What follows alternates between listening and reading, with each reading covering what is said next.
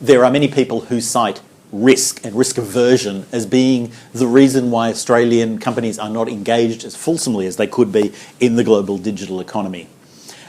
In treating risk management, there are many approaches, and many Australian companies are very serious and very expert in their dealing with risk management processes.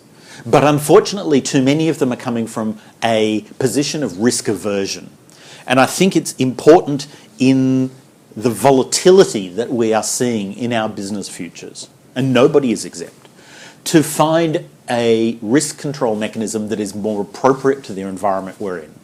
And I can think of no better place to think of this global war zone that we are living in than looking at how the military deals with it. The military takes the presence that they cannot avoid risk. If they were to do that, they would stay home. If businesses to avoid the risk of the digital economy, they can shut their doors and go home.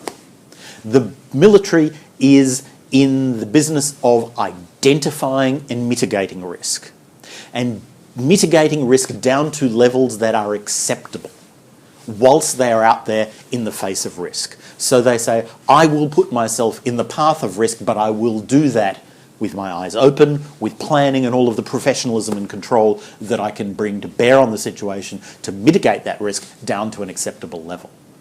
Risk aversion has the unwanted side effect of people shutting their eyes both to the nature and volatility of the risk and also to what they could reasonably do to mitigate or even twist that risk to their advantage.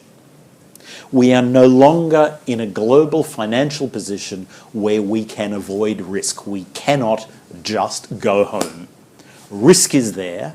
We need to become expert at dealing in an environment of risk, in accepting that risk exists, in mitigating it and turning that risk, finding strategic approach to turn that risk to our opportunistic advantage.